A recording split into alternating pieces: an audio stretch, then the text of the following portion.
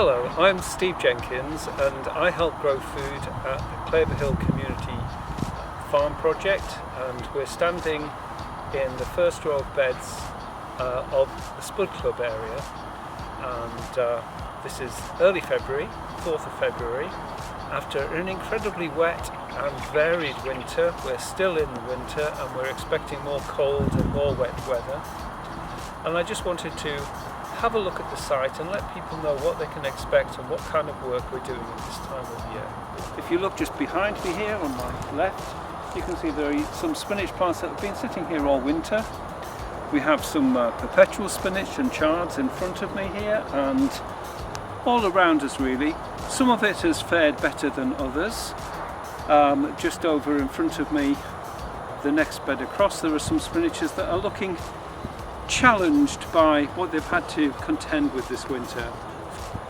One last thing I'd like to point out on this part is that where we're not using beds, we compost with about an inch or two of compost on top of the soil. Some of that is our own compost from our compost heaps, some of it is mushroom compost, spent mushroom compost. We spread it out and then we cover the beds. Now it's really noticeable where we've put some protection on the beds. It helps to stop the weeds growing.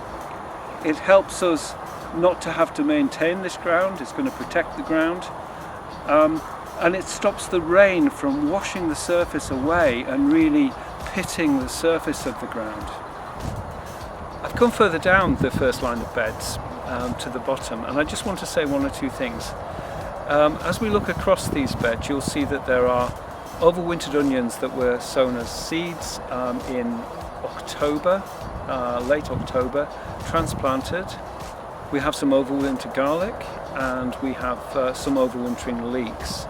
All of these were planted after the early potato crop was taken out. We had about, I think, 7 beds of early potatoes here, and they were replaced by the onions, leeks and garlic in there.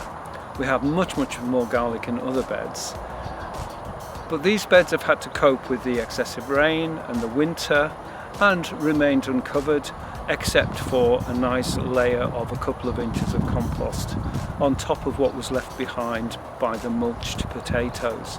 We had a reasonably good early potato crop, and those onions and garlic will be replaced by brassica crops. I'm standing in between a lot of beds which seem to be growing weed fabric. These beds had peas and beans. They'll be replaced by our early potatoes will be in this batch, and then as those finish they will go over to the next season's overwinter onions, next year's overwinter onions and garlic. So we get a progression through the beds, and then following that we'll move on to brassicas, etc, etc.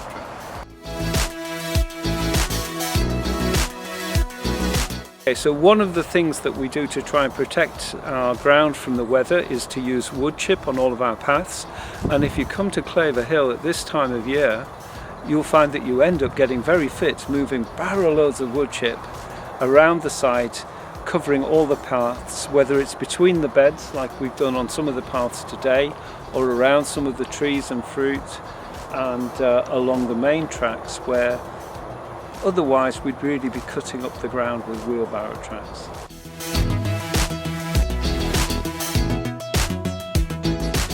Late January, early February is also the time when we're thinking about our seed sowing. February really is the time when we start to sow typically things like onions, and we have some trays that we've just started off in the last week in our new hotbed. We'll talk more about that in another video.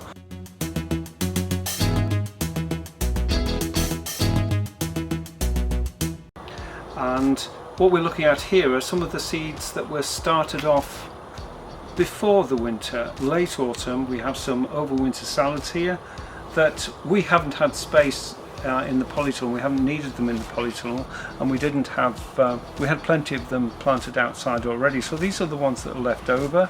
We can put these out. We have some Mizuna and Mibuna in here, and some cauliflowers and a few spring onions left over. they seem to have coped quite well with being just left sitting in their trays for such a long time. They deserve a chance to grow. So as soon as we're able, we'll harden these off. We've got some cold frames outside and we shall transplant them. And that will hopefully, under a fleece, give us an early start to the season outside.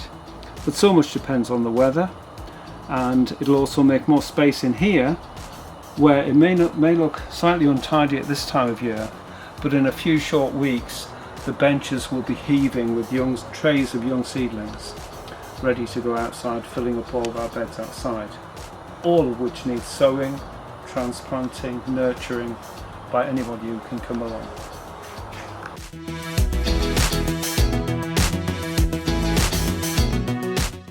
So you've seen that there are lots of jobs to do even at this time of year in February, even when we've had so much rain and so much variable weather.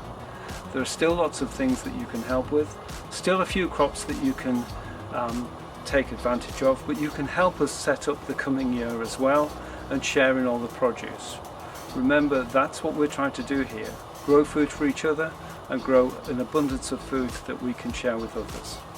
So come along, join us if you feel like you need the exercise, want some company, or just enjoy getting your hands in the soil, because pretty soon the weather is going to be warm enough to do just that.